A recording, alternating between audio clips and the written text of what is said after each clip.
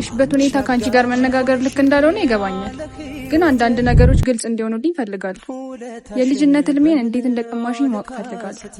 ስቲቭ እንደዛ ድሎት ካለው ህይወት ወጥቶ ካንቺ ጋር እንደዚህ መከራ ውስጥ ለመኖር ለምን እንደመረጠ ሊገባኝ አልቻለም። እጹብ ነይ ውጪ። አዎ ነይ ውጪ። እኔን እጹብ ነው ነይ ውጪ የምትለኝ? ማውራት አለብን። ነይ ውጪ። አባ አንቺ ዝም ብለሽ ቁጭ በይ።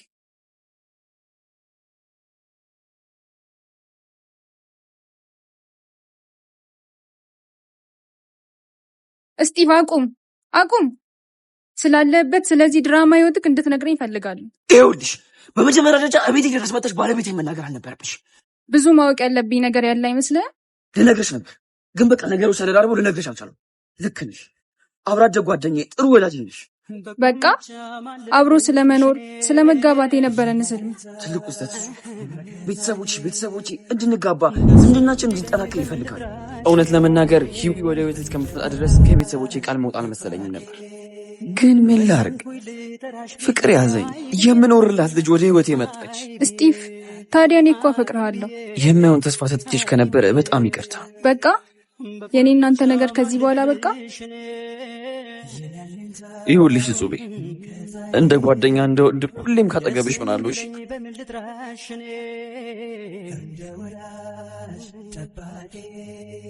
ወሰንኩኝ ልጠራሽ ብዬ አይ ብዬ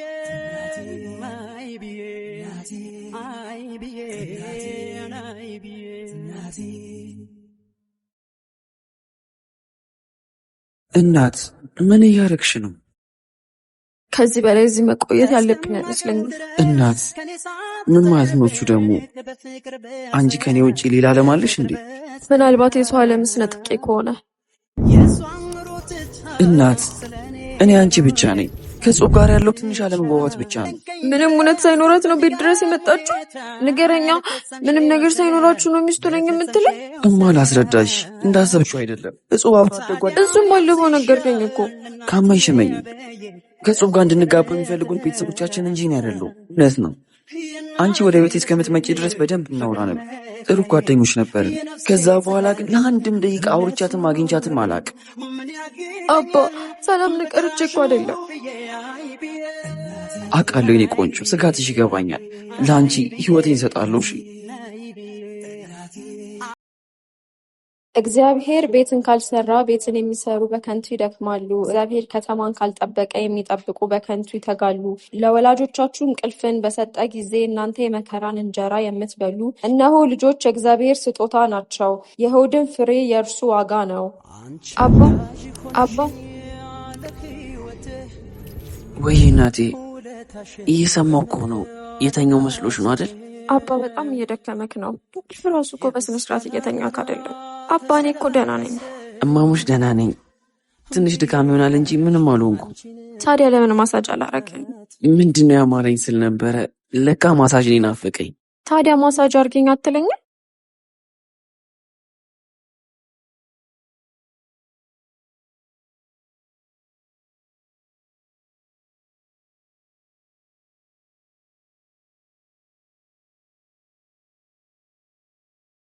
ሰላም ለዚህ ቤት፣ እንዴት ናችሁ? ምንድነው ደነገጣችሁ? መምጣት አልነበረብኝም እንዴ? አረ እንደሱ አይደለም። እሱ ተቀመጭ። ግድ የለም አልቀመጥም። እስጢፍ ያለህበት ሁኔታ የሚታይ ነገር ነው። ትልቅ ችግር ውስጥ ናችሁ። ዝም ብሎ ወደ መጣሁበት ቦታ መመለስ ከበደኝ። ቢያንስ በአቅሜ ላግዛችሁ ብዬ ነው። እጹቤ መቸገር አልነበረብሽ። እና በዚህ ሁኔታ እያለህ ዝም ብዬ መሄድ ነበረብህ? በጣም አመሰግናለሁ። ምን አባቱ ይሄ አንተ? እኔ እኮ እጹቤ ነኝ። ምንድነው እንደዚህ የሚያደርግህ? እጹቤ ላረቅሽ ፈልጌ አይደለም፣ ቁርስ ለባሰኝ ነው። እሺ ችግር የለውም። ይቅርታ የኔ ቆንጆ፣ ባለፈው በደንብ ሳንተዋወቅ። እጹብ እባላለሁ። ህይወት እባላለሁ። ፈጣሪ በሰላም ይገላግልሽ። አሜን።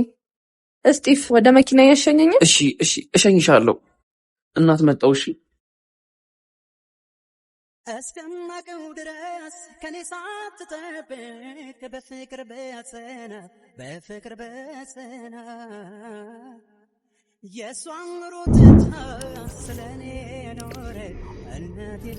ሄሎማ ልጄ አዲስ አበባ ገብቻለሁ። የት ብዬ ታክሲ ሊያዝ?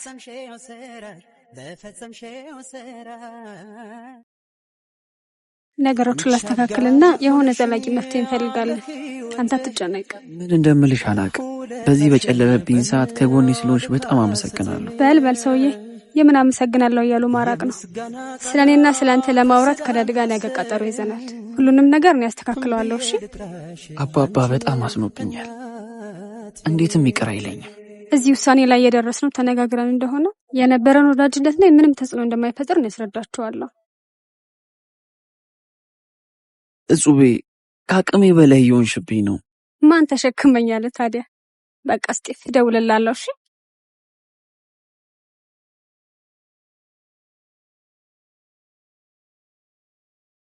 ድቅድቅ ጨለማ ወደፊትህ እየመጣ ነው፣ ግን አትፍራ። ከጨለማው በኋላ የተስፋ ብርሃን ያፈነጥቃል። ብርሃኑ ለብዙዎች የደስታ ምንጭ ሆነ። ጨለማው ይዞህ እንዳይጠፋ ብርሃንህን ፈልግ። ሚስቴ እንዴት ነው የምትሄጂው? እንደ ወዳጅ ጠባቂ ወሰንኩኝ ልጠራሽ ብዬ አይ ብዬ እናቴ አይ ብዬ እናት እማ ምንድን ነው የሆንሽው? የጹቤ ጉዳይ ነው አይደል? እማሞች ምንም ነገር አይፈጠርም። እንዴት ልታግዘን ስለምትፈልግ ብቻ ነው። አባ እሱ አይደለም እማ አዲስ አበባ መጣልሽ። ምንድን ማረገው? ምን ማዘር አዲስ አበባ መጡ እንዴ? እንዴት? ለምርቃቴ ብላ ነው የሚሆነው። አባ ጨነቀኝ። እማ የሆነ መፍትሄ ይፈልጋሉ። እሺ አንቺ አትጨነቂ። አባ እማ እንደዚህ መሆኔን ካወቀች ትሞትብኛለች። በእኔ ጣዩ። እሺ ስልክሽስ? ከኔ ሳትጠፍቅ በፍቅር በጸና የሷን ሩትታ ስለኔ ኖረ እናቴ ብቻ እንከኝ ድረስ በሚገርም ሁኔታ ለፈጸምሽው ስራሽ ታዲያ ምን ያንስሻል እናቴ? እንዴ በስመ አብ ወወልድ ወመንፈስ ቅዱስ። ምን አድርጌ ነው ልጅ? ከእግሬ ላይ ተነስ። ማዘር እባክዎትን ይቅር ይበሉኝ። ኧረ በእመቤቴ ልጄ ምንድን ነው? ኧረ አስጨነቅን። በድዮታለሁ ማዘርዬ የህይወት። በስመ አብ ልጄ ምን ሆነች? ደህና ናት ማዘርዬ። እኔ የህይወት ባል ነኝ። በስመ አብ ወወልድ ወመንፈስ ቅዱስ። ምን አንቺ አጋዥ ሆነሽኝ ያለ ህይወት ውለታሽን በምን ልካስት? የምስጋና ቃላት ስላነሰኝ ብዬ ልጥራሽ አንቺ እናቴ።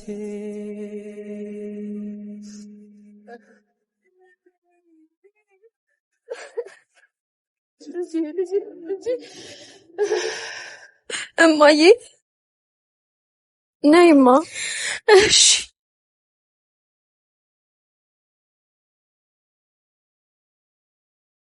እማ ስለዋሸሁሽ ይቅርታ። ልጄ ብትሞችም እንደዚህ ነበር የምሰማው ማለት ነው? እማ እንዴት ብዬ ልንገርሽ? ሀዘን ትሞችብኛለሽ ብዬ እኮ ነው። ከኔ የቀረበ ማን አለሽ ልጄ? እንዴት ከኔ ትደብቂያለሽ ልጄ? ምንስ ብትሆኚ ልጄ አይደለሽ ልጄ? ይቅርታማ። ደስ እንዲለኝ በምን ልጥራሽ? እንደ ወዳጅ ጠባቂ ወሰንኩኝ ልጠራሽ ብዬ አይ ብዬ እናቴ አይ ብዬ ውስጤ በህፍረት ነዷል። ግን ከዚህ በላይ ማፈር አንገት መድፋት አልፈልግም። አገር ቤት ሰው ሁሉ የእሷን መመረቅ በጉጉት እየጠበቀ ነው። አንድ ነገር አድርገ ድጋሚ አንገት እንዳልደፋ ማድረግ ትችላለህ። ማዘር ምንም ይሁን እርሱን የሚረዱት ከሆነ ምንም ነገር ለማድረግ ዝግጁ ነኝ። መቼስ እናት ነኝ። የራስሽ ጉዳይ ብዬ አልተዋት። ልጨክንስ ብል የተኛችበት አንጀት እሺ ይለኛል። እኔ አንደኛዬን ተዋርጃለሁ። ከዚህ የከፋ እንዳይሆን ለቤተሰቦችህ ነግረህ ሽማግሌ ይላኩ። ምን? ቢያንስ በክብር በሽምግልና ተጠይቃ መውጣቷን ሰው ማወቅ አለበት። አለበለዚያ የሰው ቡና መጠጫ የወሬ ማድመቂያ መሆኔ ነው። ይቅርታ ማዘር፣ ይህን ማድረግ የምችል አይመስለኝም። ከቤተሰቦቼ ጋር ጣልቻለሁ። ውስጤ የነደደ እኮ ችዬ ማወራህ አንዴ ሆኗል ብዬ ከመውለዷ በፊት በአንድ ሳምንት ውስጥ ሽማግሌ ማትልክ ከሆነ ውርድ ከራስ አንቺ አጋዥ ሆነሽኝ ያለ ህይወት ውለታሽን በምን ልካስት የኔ እናት ማዘር ሲጋገሩ ሲሻትሽ ያምርሽ ይችላል ብለው ይዘውልኝ መተው ነው። ታዲያ ያማረሽ አንቺ ለምን ለኔ ታጎርሽኛለሽ? የኔ አባት ለአንተ ስለምን ይቅርብህ? በይ ስነ ስርዓት ይሄን በኔ ስም ጉረሽልኝ። እማንስ ከአውቶቡስ ተራ ደረሰኛት? አዎ። አይ ራሳቸው ሄዱ። ለምን አባ? ከተማውን አታውቀውም እኮ ዝም ብላ አታደርሳትም ነበር? ሊያወሩኝ ፈልገው እያወሩኝ ነበር። ምን ነው ታዲያ ምን አለች? በአንድ ሳምንት ውስጥ ለቤተሰቦች የነግሬ ሽማግሌ ካላኩ የራሳቸውን ውሳኔ እንደሚወስኑ ነግረውኝ ሄዱ። ሽማግሌ?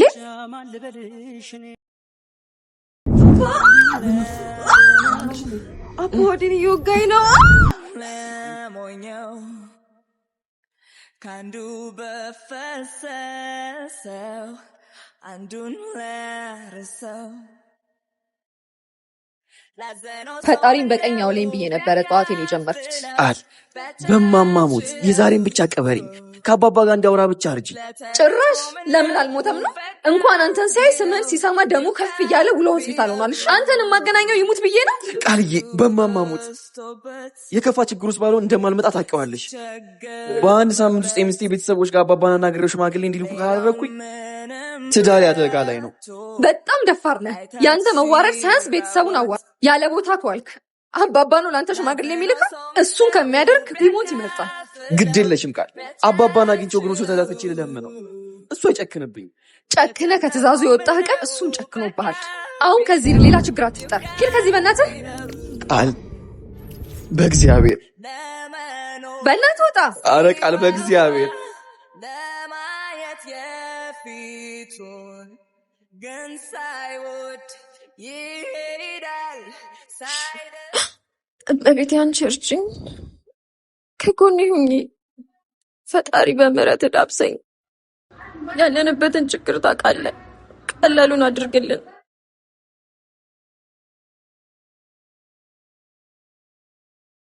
አንቺ አጋዥ ሆነሽኝ ያለ ህይወት እማ ምን ሆነሽ ነው? ለምን ቆምሽ? አባ ደህና ነኝ። ጸሎት ላድርግ ብዬ ነው። ነይ እሺ ቁጭ በይ። ተስዳነሰኝ ብዬ ልጥራሽ አንቺን እና እንዴ አባ እንዴ ማ አባ ወዲን እየወጋኝ ነው። ወይኔ ጉዴ! አይዞሽማ ቀስ በይ ቀስ በይ። ማዘር ልጥራቸው እንዴ?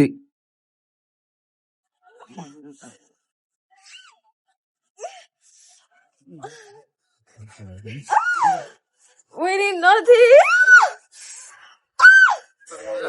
እማ ምን ላድርግልሽ?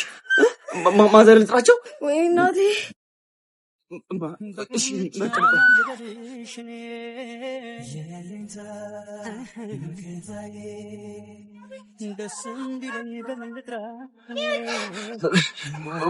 ማዘር አሉ? የለችም ለቅሶ ወሰንኩኝ ልጠራሽ ብዬ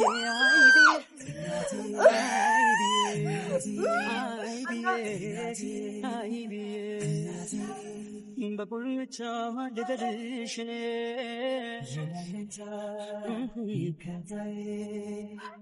ደስ እንዲለኝ በምን ልጥራሽ